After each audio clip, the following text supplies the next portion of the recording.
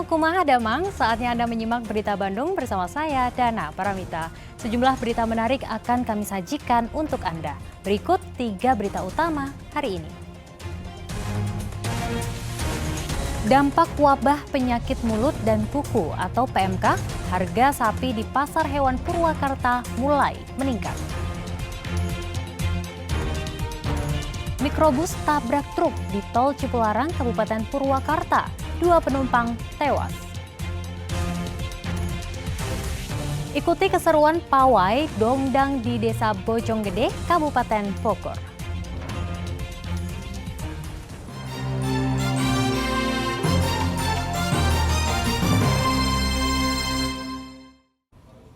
Informasi pertama untuk Anda, dampak wabah penyakit mulut dan kuku atau PMK. Harga sapi di Pasar Hewan Purwakarta mulai meningkat. Kenaikan dipicu berkurangnya pasokan seiring pengetatan syarat masuk hewan dari luar. Merebaknya wabah penyakit mulut dan kuku atau PMK pada ternak sapi mulai berdampak pada kenaikan harga jual sapi. Dari pantauan Selasa pagi di Pasar Hewan Purwakarta, harga jual sapi meningkat 5% hingga 25%. Untuk jenis sapi limosin, harganya naik dari Rp20 juta per ekor menjadi Rp22.500.000 per ekor.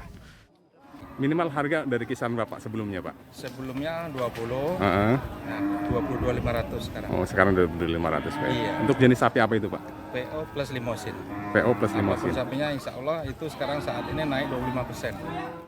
Meskipun tidak ada pelarangan masuknya hewan dari luar, ketatnya persyaratan berupa surat kesehatan hewan maupun surat rekomendasi dari instansi terkait mengakibatkan pasokan berkurang. Berdasarkan data Otoritas Veteriner Provinsi Jawa Barat, wabah penyakit mulut dan kuku telah menyebar di 6 wilayah. Kita tidak bisa melarang, karena kebutuhan Jawa Barat itu sangat tinggi untuk kebutuhan sapi. Sekiranya kita larang juga nanti dari mana sapinya itu malah menjadi keresahan sosial di yang lainnya gitu kan. Daripada kita membuat keresahan sosial, lebih baik kita menjaga, kita meningkatkan kemampuan kita, kemampuan sensitivitas kita terhadap bagaimana kita mengidentifikasi dan menyaring penyakit. Mengantisipasi penyebaran penyakit mulut dan kuku, berbagai upaya telah dilakukan, mulai pengawasan lalu lintas hewan ternak, pemeriksaan di tingkat peternak, hingga pembentukan satuan tugas di tiap kabupaten dan kota. Zainal Arifin melaporkan dari Kabupaten Purwakarta. Kita beralih ke informasi lainnya, seekor ular sanca yang mendekati pemukiman warga di bantaran Sungai Cicadas, Kota Bandung berhasil dievakuasi. Evakuasi tidak mudah karena ular meronta.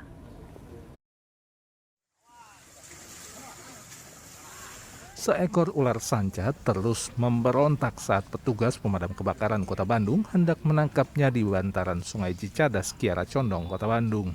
Hal ini membuat petugas yang berjumlah 4 orang sempat kesulitan saat akan menangkap hewan melata sepanjang 4 meter tersebut. Reptil dengan bobot 25 kg itu pertama kali dilihat oleh warga setempat.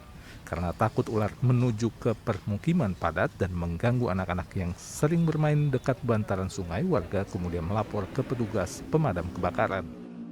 Itu juga sungai, kami tadi sempat dramatis dulu karena ular itu lari ke sana kemari lah. Kita melakukan pengejaran, penangkapan, tapi alhamdulillah dengan tim kami tadi bisa mengevakuasi ular tersebut. Tidak jauh dari lokasi penangkapan ular sanca, petugas juga berhasil menangkap ular kobra. Reptil dengan bisa mematikan itu berada dalam rumah warga. Masyarakat diminta tetap menjaga kebersihan rumah, mengingat bulan Mei ini adalah musim ular untuk berkembang biak. Muhammad Rizal melaporkan dari Kota Bandung. Pembunuh wanita muda di Cibadak, Kabupaten Sukabumi berhasil dibekuk usai 3 hari buron. Pembunuhan dipicu sakit hati pelaku karena mengetahui korban sekaligus kekasihnya ini kembali rujuk dengan mantan suami. Setelah 3 hari buron, pelarian Rai Ramdhani berakhir. Pembunuh wanita muda di Cibadak, Kabupaten Sukabumi ini berhasil diringkus polisi Senin siang. Peluru dari anggota polisi bersarang di kaki kiri pelaku karena melawan saat ditangkap. Meski sempat berpindah tempat dan menyamar menggunakan rambut palsu, pria berusia 30 tahun tersebut tidak berkutik saat penangkapan di Gunung Walat, Sukabumi. Sakit hati adalah motif tersangka membunuh korban. Ia tidak terima korban kembali rujuk dengan mantan suaminya. Padahal tersangka sedang menjalin asmara dengan korban. Untuk hasil pemeriksaan sementara, kami sudah mendapatkan keterangan dari saksi dan keterangan sedikit dari tersangka bahwa ini adalah dendam, ya, dendam karena korban sudah menjadi hubungan asmara dengan yang diduga tersangka ini. Tersangka menikam korban pada Jumat malam lalu. Perempuan berusia 25 tahun tersebut tewas saat dibawa ke rumah sakit umum daerah Sekarwangi akibat kehabisan darah. Asep Didi melaporkan dari Kabupaten Sukabumi. Berita selanjutnya untuk Anda, kesal lantaran sering kemalingan. Seorang penjual kelapa di Subang memasang kamera CCTV. Hasilnya, seorang pria terekam CCTV saat menjarah uang hasil penjualan kelapa di kiosnya. Kasus pencurian menimpa kios pedagang kelapa milik Arya Dilah di Pasar Pamanukan, Kabupaten Subang hingga 5 kali. Kesal lantaran sering kemalingan, Arya Dilah memasang kamera CCTV. Hasilnya, seorang pria terekam CCTV saat menjarah uang jutaan rupiah hasil penjualan kelapa di kiosnya. Pencurian terjadi saat kios telah tutup dan ditinggal sang pemilik. Korban telah melaporkan pencurian ini ke polisi dan berharap pelaku segera ditangkap. Yang hilang apa, Bang? Yang hilang celengan sama ini jarum garung. Sudah berapa kali kejadian ini, Bang? Sekitar antara 5 atau 6 kali. Informasi lainnya untuk Anda, dipicu masalah berebut pacar. 5 remaja menganiaya seorang pelajar SMP di Kelurahan Ciberem, Kecamatan Cimahi Selatan, Kota Cimahi. Tindakan yang tidak patut ditiru. Dari video amatir, tampak 5 remaja menganiaya seorang pelajar SMP di Kelurahan Ciberem, Kecamatan Cimahi Selatan, Kota Cimahi. Tindakan brutal yang viral ini terjadi pada tanggal 14 Mei 2022. Menurut sejumlah saksi mata, korban maupun pelaku pengeroyokan bukanlah warga setempat. Namun pelaku maupun korban yang diduga saling kenal sengaja membuat onar di wilayah tersebut sehingga diusir oleh warga usai pengeroyokan.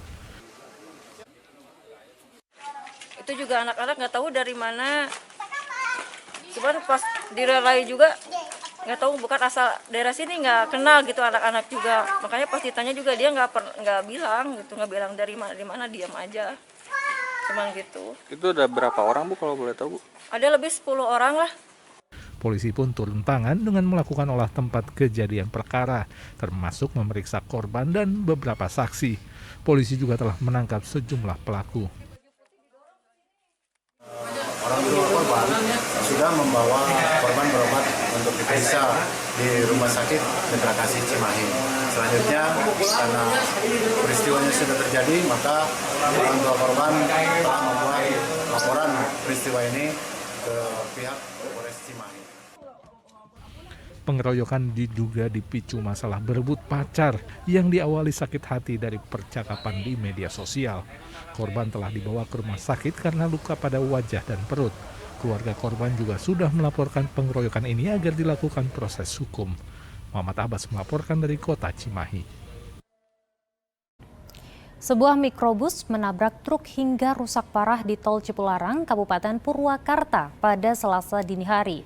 2 penumpang tewas dan 1 orang luka berat.